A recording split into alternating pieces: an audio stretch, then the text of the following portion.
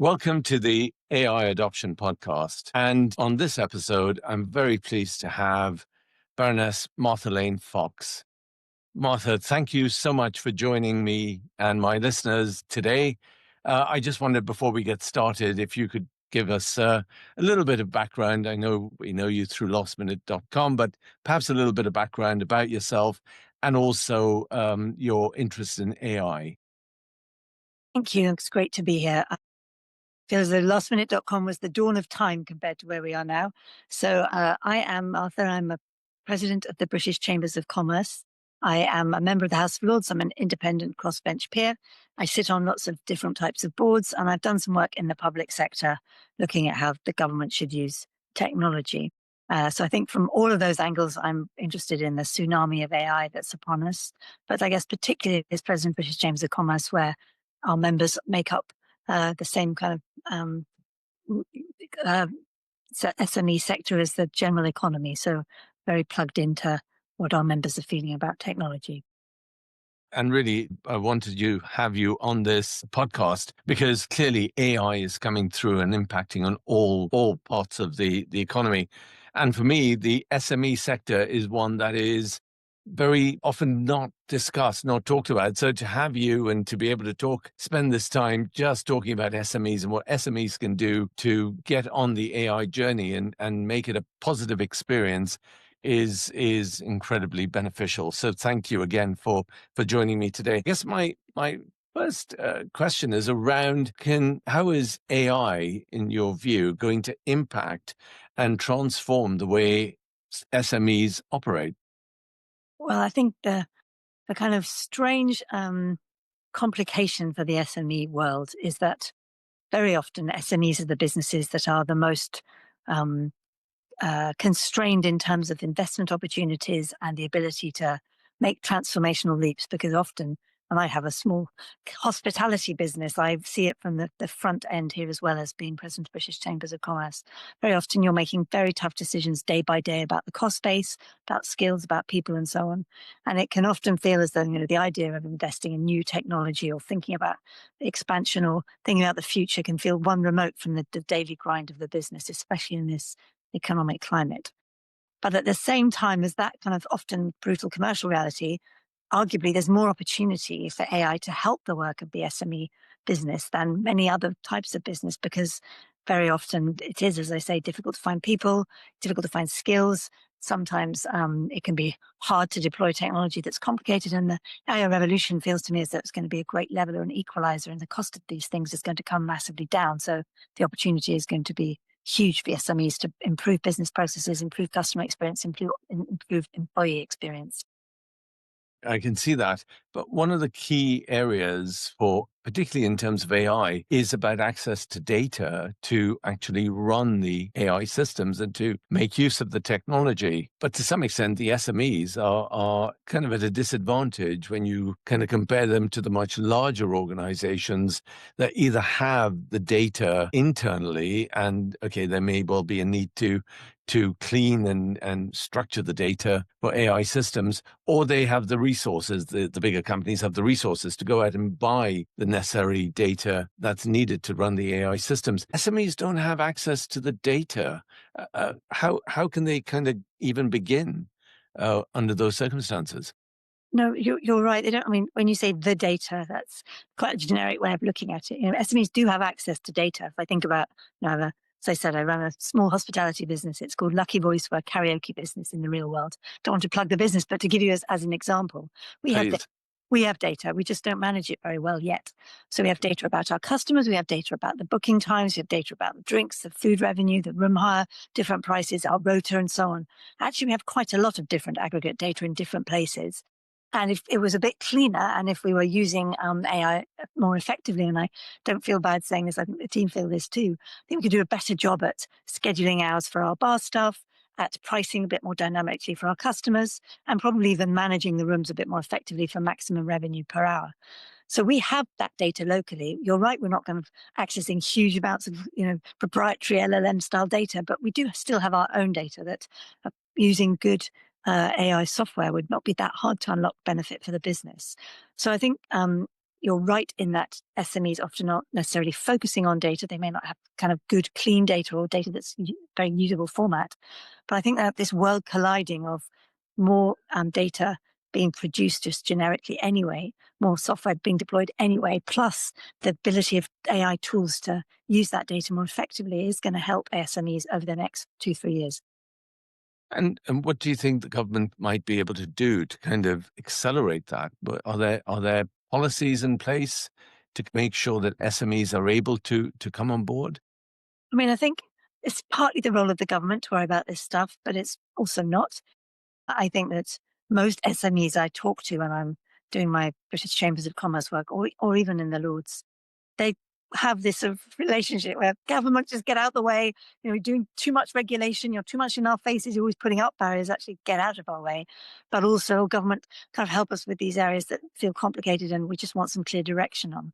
So that is a bit of a tension, and I personally think that government shouldn't be too interventionist in this. But what government can do is do better signposting around the skills that SMEs can build partnerships with the private sector to help SMEs unlock resources, and can kind of show the direction of travel for the country so that SMEs can see and have confidence in investment strategies and in making those decisions that are going to be setting them up better for the future. If SMEs don't feel sure about the tax regime for the next 24 months, they're not going to be investing in skills and training for their staff because they're going to be more anxious about being able to pay the tax bill.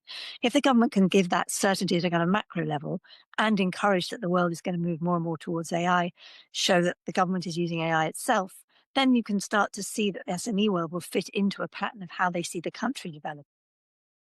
Is there something then about what can be done to accelerate the creation of these ecosystems? Because increasingly SMEs are becoming part of ecosystems through AI agents and the use of AI to manage processes that kind of span across different parts of the supply chain. And What are your thoughts there? Yeah, go on. no, no, absolutely right. And lots of SMEs are already deploying complicated technologies to improve many of the things they do. But we know that the kind of generalized view is a bit different. Certainly, if we look at the British Chambers members, only about 34% of them say that they're using AI effectively. That's just a shame, because we know that if they had more opportunity to use technology better, then probably be freeing up workforce to do more meaningful work, being able to spend more time thinking about the customer experience, whatever that might be, or making different kinds of decisions for the strategic decisions for the business. So I think that the opportunity is, you're quite right at thinking about the networks that SMEs are in and the kind of peer-to-peer networks that can be formed. At the British Chambers, we've just launched a platform for our members to work together to have case studies about what AI looks like, what good AI use cases might be, to be able to see, okay, I can do this in my customer service team, and this might be quite obvious in the finance team, but have you actually thought about using AI to think about your carbon emissions, or to manage your payroll, or to do something a bit different? So there are platforms emerging, and there are ways that I think networks come together to be able to share knowledge, to make sure that people don't just spend a ton of money on Copilot licenses that may or may not be the right thing for your business. Yes, I guess that's also part of it, isn't it? Is making sure that uh, when companies talk about we're using AI, very often it is that what they now have is access to, or giving their staff access to, one or other large language models. Yeah. But I'm not sure I would define that necessarily as being a strategic use of AI, or kind of a better use of AI. What do you think SMEs ought to be doing, No, I given agree with you. the tight resources that they I know, have? I completely agree, and I kind of slightly despair sometimes that the tyranny of the big tech companies that have done a good job at marketing their products and services without, I think, necessarily thinking about the real deep adoption and usage. So, my advice is always to go slowly, to build your use cases and think about what you might want to use things for by playing. It's never been easier to just, as the CEO, and I think that's where it has to start, be on different tools, have a look at what's happening, do a bit of reading, ask Perplexity, ask ChatGPT what good tools are out there, and see what comes back, because it really isn't that hard to find out a lot and to then start throwing it open to some people in your company and seeing if it lands, rather than buying a lot of products that may or may not be right for your business and that may or may not just sit on the kind of metaphorical digital shelf, if you like. And I think that's a real danger, because, as you know, the name of your podcast suggests, there's a big difference between buying something, having it in the business, and then adopting it and actually using it and making the meaningful change to help your business grow. Yeah. Martha, on that point of actually using it, the phrase SME for me as well, it kind of, it covers a multitude of entities. So if I could just for a moment pull this apart, because when you're talking about medium-sized businesses, actually in some cases you're talking about some fairly large businesses, but at the other end, when you're talking about small businesses, the really small, and then down to the micro businesses, clearly they have very different profiles. So if I could just pull that apart for a moment, and let's start at the micro kind of small end of the SME grouping. What do you think are some of the real challenges that they have in particular? Yeah, again, I think maybe that's where the kind of dichotomy of, arguably they could get the most benefit, but have the least resources and time to try and work out what Yeah. that benefit might be, sit right. So, I'm thinking about businesses that might be one, two, three people, which, as we know, again, is the majority of businesses in this country. They're small, very small businesses, Yeah. often very cash constrained. You're very, very much prone to the fortunes of the macro economy, and obviously the kind of different things, that policies that governments are deploying, fiscal policies that governments are deploying. I'm thinking Yeah. about small hairdressing salon, or a news agent, or people doing a small consulting business, or a business advisory service of something, or even a small software business. So I think, for those businesses, I would really be urging the bosses of those businesses to think it's worth spending time on this subject. That is part of the battle, because you or I can't sit here and say, this is the answer. That would be completely ridiculous.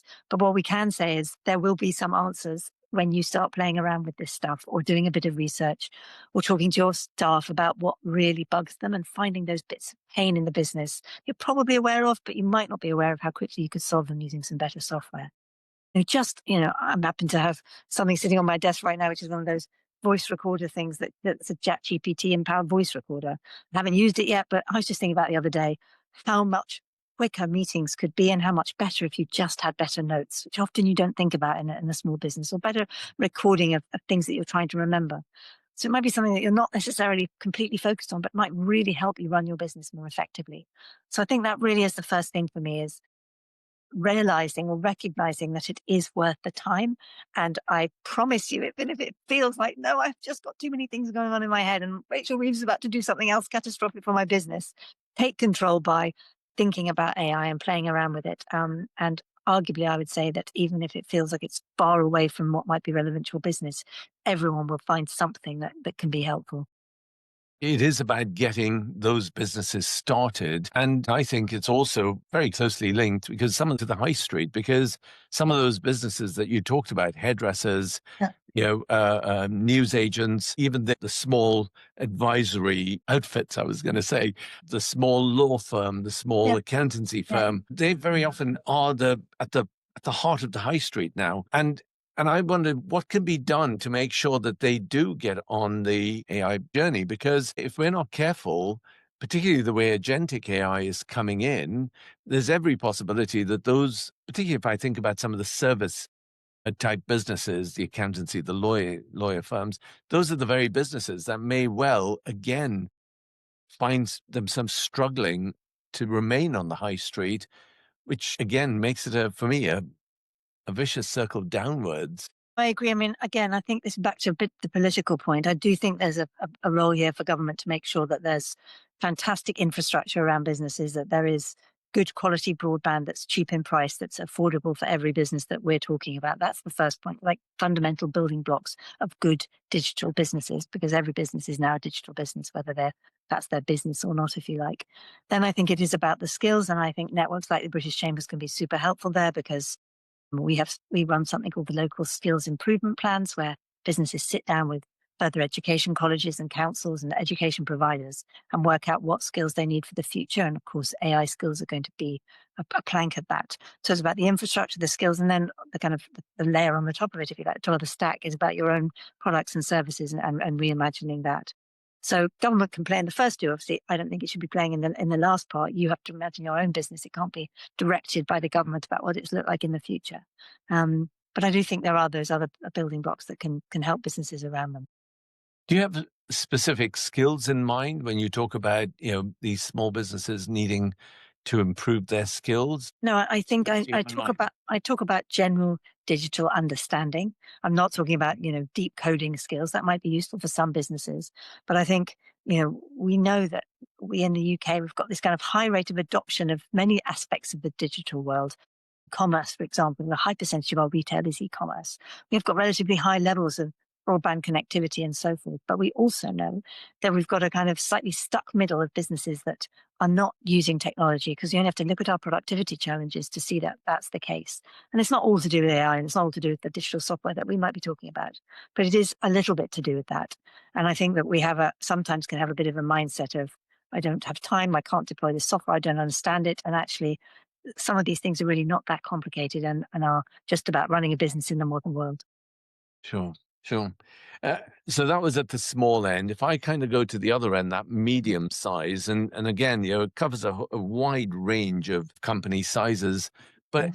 that for that medium size organizations, I'm thinking about an organization that's been running for a number of years. There is a management, there's a clear management team, there's a structure. They're doing reasonably well in terms of their revenue streams, and they're on top of their costs and are doing, they're doing well. What would you say to that kind of business in terms of getting onto the AI journey?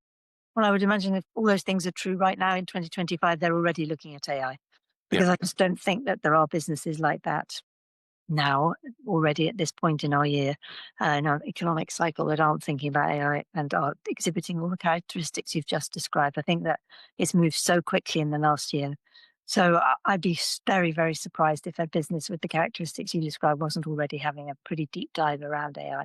But if by some miracle they exist, I'd be saying, again, as CEO, I think your role in that size scale of business is slightly different. Probably you should be thinking a sort of 3 to 5 year horizon, and I would be really imagining what structure my business is in that 3 to 5 year horizon. I mean, to give you an example, I'm not going to name the company, but I work with a company that has recently gone through a big growth spurt, but the CEO has capped the employees, just completely capped. He goes, we don't need to hire any more people because we should be reimagining what we do, however much we grow from here, using AI tools. So we're not going to make people redundant. It's not like there's going to be a sudden shedding of everybody. We may have some skill adjustment, but basically we should be able to run our business now with about 1,000 people that we have, because we should be deploying tools that will enable more productivity, more effectiveness, and we should be doing 3 or 4 times the amount of work with the same amount of people. And I think those are the kinds of things that bigger businesses now are thinking about. What's the structure of my business in 5 years? Where do I really put my focus? What skills do I really need? And it's not always about saying, oh, you're going to lose all these people. It might just be saying, actually, all these people are going to be doing slightly different work. They're going to be more productive, or they're going to be doing work with slightly new focus. and I guess it comes around to the productivity gap and Yeah. improving productivity. I mean, what are your thoughts in terms of what AI could do to improve productivity now across the SME Yeah. sector? Well, I mean, again, sorry to personalize it, but I just think of myself, right? I do all these different jobs. I'm kind of like my own small business, and I'm a member of the Lords. I sit on some company boards. I'm president of British Chambers of Commerce. I do a lot of writing, and I do a lot of kind of public speaking and so on. And I am exponentially more productive because the AI tools are helping me. They're helping me both manage my diary, produce content, check content, turn podcasts in for out of content. Be much more across the things that I'm trying to do. And I think that it's just going to happen across every single role that's the case, right? I'm just giving an example of my own weird world of work, but I think that's going to be true in pretty much every job. That, of course, jobs are going to change. Of course, there will be job shifts and there will be disruption. But I think for a lot of jobs, it's going to be that you'll be able to do more, that you'll be focusing on different things, and that you won't have to spend the time doing the kind of bureaucratic piece because that will be taken away by AI. You'll be able to focus on the more productive work. But inevitably, AI is going to affect jobs, and there will be some job losses. It's going to massively re-skew, I think. I mean, it's already interesting, isn't it? The stuff that came out a couple of weeks ago about entry-level jobs shifting and changing. I was Yes. a bit skeptical about whether it could already be pinned to AI, but let's say it is. That does have big consequences further up the chain, because if you're not introducing people into the workforce and they're not learning how to work, how are you going to build that senior capacity that you will still need in a business?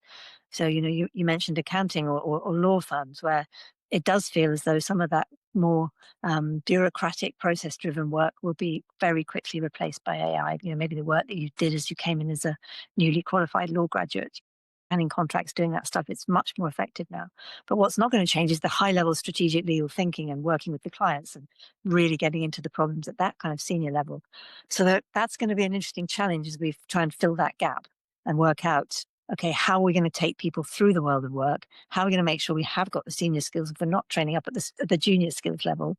And actually, what does it mean for the kind of big swathe of white collar workers in the middle who've trained into a particular role that maybe will be done better by tech? What are your thoughts on that? Because you've set out, I think, one view as to where AI might end up No, taking the economy I and, mean, and, I and think companies. it's only one view, right? And I think Yes. I really approach this with humility. I'm not an AI expert, No, and I'm no. not I'm not an innovator. I'm just an interested observer, and I kind of read and try and think about it. But that is one view. But I think that the kind of common ground that you find with most people who think about this stuff is just there will be massive job disruption. It Yeah. just might not look like the job disruption we've had in the past. In the past, it's been easy to say, oh, the lowest skilled workers, they're the people that are going to be completely replaced, and generally through industrialization and so on. That's what's happened.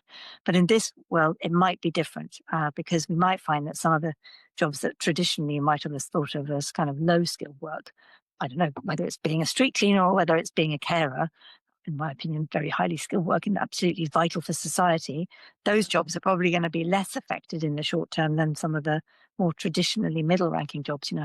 So I'm not choosing language particularly carefully, but I hope listeners will appreciate that I say this with respect for all work. I'm just trying to sort of layer it a bit and how we traditionally have thought about roles, I guess. Yes. And AI is likely to affect white collar jobs in Yeah. particular, because very often those are process process driven Yes. type jobs, and invariably those jobs also require someone who is senior. Again, I'm generalizing here, to take decisions. But Yeah. one of the things that AI can do quite well is, if it's trained effectively and Yeah. so on, is at least suggest a route of action or a Yeah. course of action with decisions. How do you see that replacement playing out? I What? don't know. I really don't know, and I know that's not very helpful on a podcast. But I do think that things are changing so quickly that making too many very definitive statements about what the next 3 to 5 years is going to look like is a bit of a mug's game. And I personally think that the right way of approaching all of this is with both humility, but also just a recognition that this is going to be quite ambiguous. Yeah, It's going to have to, the job of the leader is going to be to spot where the trends are going and try and react to them in a time that's just very, very unusual, I believe. I yeah, talking to some friends that have been working at OpenAI, and they are amazed at the pace of change within the company itself. That's in OpenAI. They can't quite keep up with what's going in the company. So, yeah, this is going to be hard. And I do think this will be one of the management and leadership challenges of the next 10 years is working out, okay, this is the right direction to go. And I'm going to double down on that part because that's what I think that the technology is changing and where I think that the kind of puck is headed, if you like. yeah.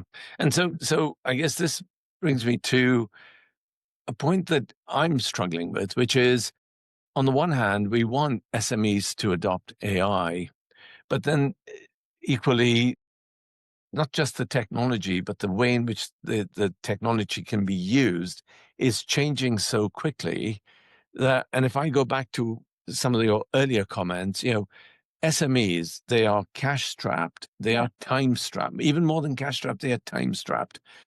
And they're just trying to kind of keep their nose above water and get through one day at a time. So on the one hand, we're saying invest in AI and make it work for your business. But then on the other hand, this technology is changing so fast. So an investment today could be completely obsolete in 3, 6 months' time, a year's time. How do we deal with that, do you think? Well, I think, I slightly disagree in that I agree with you that they're cash strapped and they're time poor and all the things that we talked about at the beginning of the podcast. But I think it is incumbent on a leader. It's a sort of dereliction of duty, in my opinion, if you aren't engrossed in this stuff.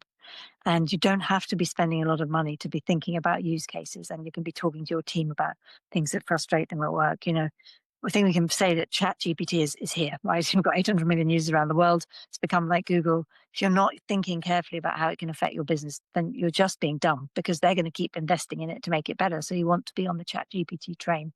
There are other tools, of course, but I'm just giving it as the example. So I would say that while SMEs, of course, in many ways don't have the money or the time to do this investment, the investment level is so much smaller than it's ever been necessary to think about. And, you can get so much more done, and you can think about so many more opportunities by really quite a low touch entry point. So that's why I really think this has to be leaders doing it. It has to be bosses. It's not just something you can farm out to your tiny team. You've got to lead from the front and work out what it might mean for your company. Sure, sure. A similar issue for me anyway is around regulation. On the one hand, we're asking companies to adopt, not just little ones, or not just SMEs, but the bigger companies. On the one hand, we're saying adopt AI, but equally there isn't complete clarity on what the regulatory frameworks are or what the transparency requirements, for example, might be. You can imagine, again, talking to businesses myself, they're saying, yes, we want to invest in AI, but until we get a clear regulatory framework that we know is going to be stable for a period of time, we're sitting in, some of them are just sitting and waiting to see how this might play out. What would you say to that organization? Yeah, I personally think that's a bit of a red herring at this point, Hmm. because I don't see any AI regulation coming along very quickly. And I think for non-AI businesses, as in not software businesses, the rest of the market, it'll be a marginal, the impact. So I would say, yes, if you're building an AI startup, you're probably concerned about what the UK's AI regulatory frameworks would be. But if you're running a small retailer, or you're running a different kind of business completely, then I think that's a bit of a red herring, because I think it'll be the AI software that will have to conform to the regulations. And generally, I don't feel like the regulation should be the barrier in your head. It's at the stage before that right now. Great, thank you. In terms of the British Chamber of Commerce, what is the BCC doing to support organizations with adopting AI? Its members now. Yeah. As I said, we've just launched a platform that members can work together on and get advice about how to build AI and how to use it. That we're having lots of different webinar sessions for our members to talk about different issues. Got lots of access to consulting services and advisory services, not all as part of our members' benefits and so on. So it's really just launched, but it's been such a demand for people to be able to say, I need to ask some questions of experts about how to do this, or to ask questions of fellow networks members. So I'm really interested to see how that pans out over the next couple of months, because it feels like if you can tap into the kind of collective brilliance of our membership network and get examples and ideas, then that's where you're going to be able to help people take that first step. And is that a voluntary thing? I mean, is that something that people can just come to, or So, is this something that's organized in some way? no, it's available to all of our members, and it's a platform the BCC has launched just a couple of weeks ago. Oh, wow. Okay. Martha, this area about in terms of the small and medium-sized businesses is something that's very close to my heart. And so it's great to have you come and talk about SMEs in particular, and to share your views from and some of the work that the British Chamber of Commerce is doing as well. Thank you so much for being on the AI Adoption Podcast. No, I've enjoyed it, and just get playing with the stuff. That's what I always say to people.